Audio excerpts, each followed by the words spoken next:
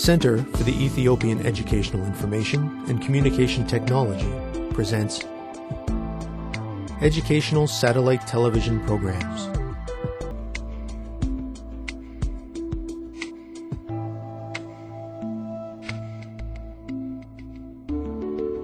Hello, teacher. Hello, students.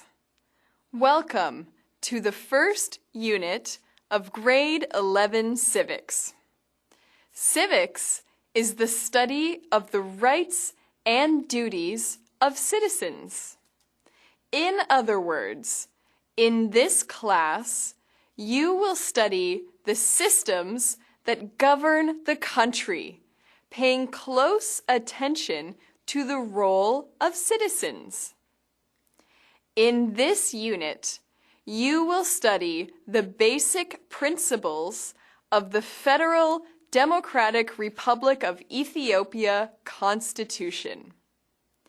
You will learn more about your rights and responsibilities as citizens of this country.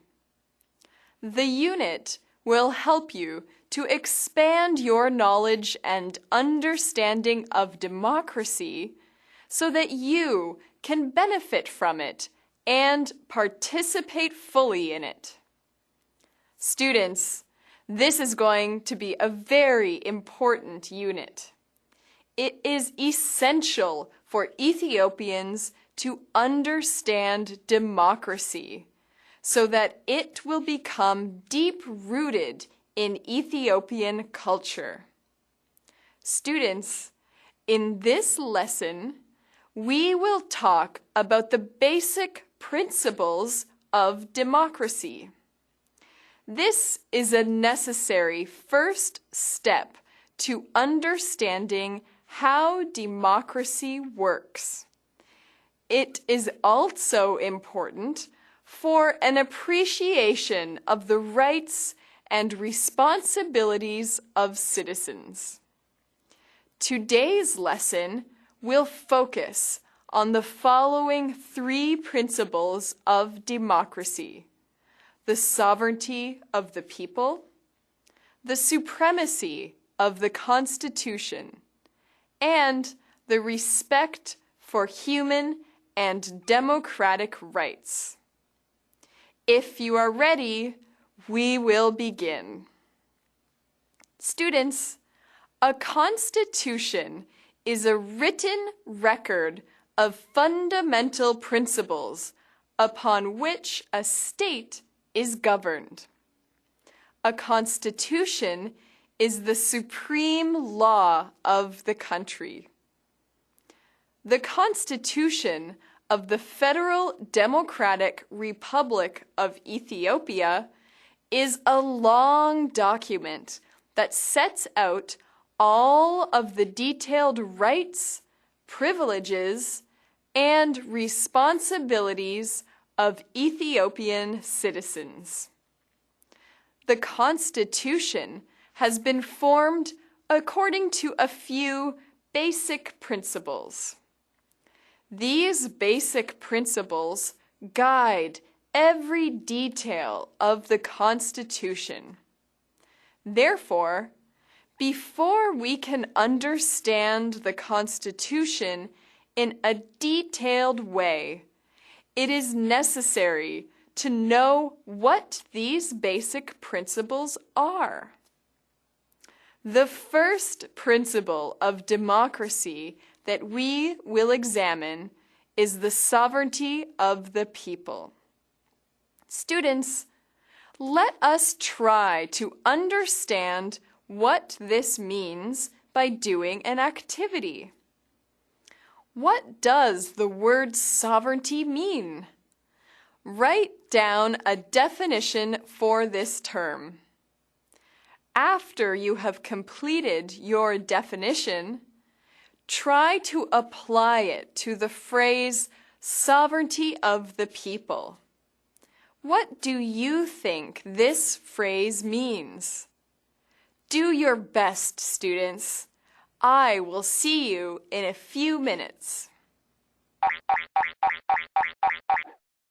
Students, let's get ready.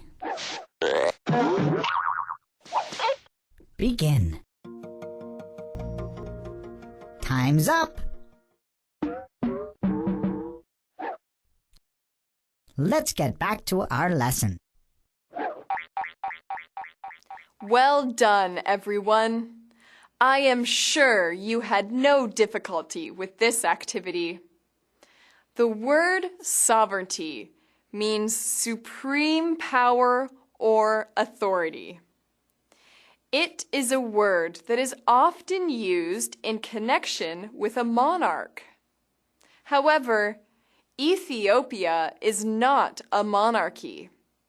It is a democracy, and one of its principles is the sovereignty of the people. This means that the power or authority of the state rests with the people.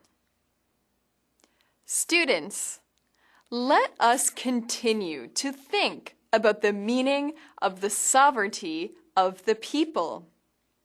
It is the belief that the state is made lawful through the consent of the people.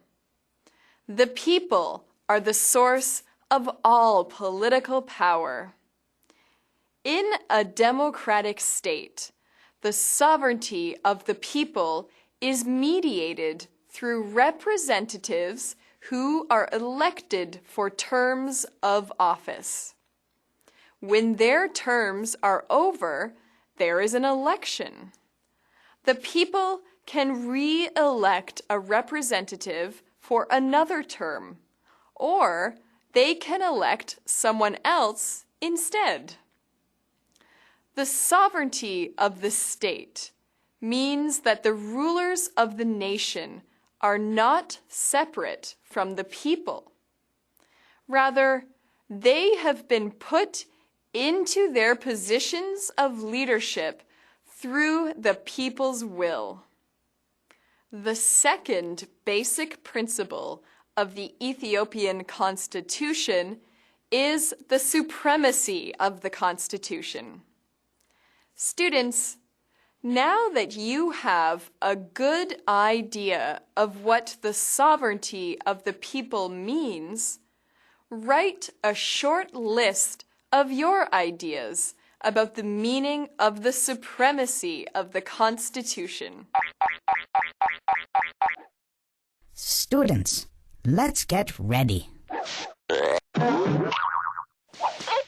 Begin. Time's up. Let's get back to our lesson.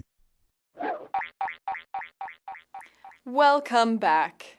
I am sure you have many excellent ideas. The supremacy of the Constitution means that all laws are subordinate to the Constitution. Any practice that conflicts with the laws of the Constitution is performed outside of the law and authority of the state. The supremacy of the Constitution also means that all citizens have the duty to respect and observe the Constitution. Those who govern the nation are equally responsible for upholding the Constitution. Respecting the Constitution is essential for the rule of law to prevail in the nation. If the supremacy of the Constitution is respected, then the human and democratic rights of citizens are protected too. This brings us to the third principle of the Ethiopian Constitution, the respect for human and democratic rights.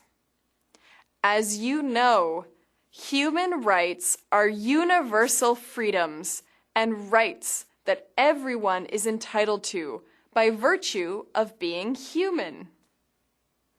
Democratic rights are those that belong to the citizens of a democratic nation under the law of the Constitution.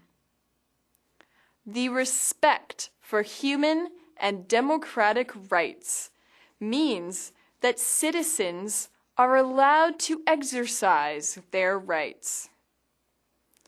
Students, suppose a person is told that she is too uneducated to vote. What human right does this statement violate? What democratic right is violated? Write your answers on a piece of notepaper. Students, let's get ready. Begin. Time's up. Let's get back to our lesson. Good work, students. I am sure that you had no trouble identifying that telling a person that she is too uneducated to vote violates her human right to be treated with respect, and it violates her democratic right to participate in the systems that govern her country.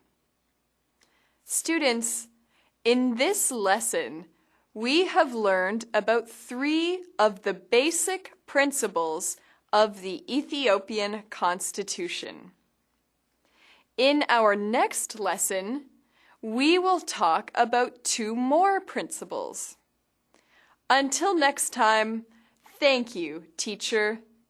Thank you, students.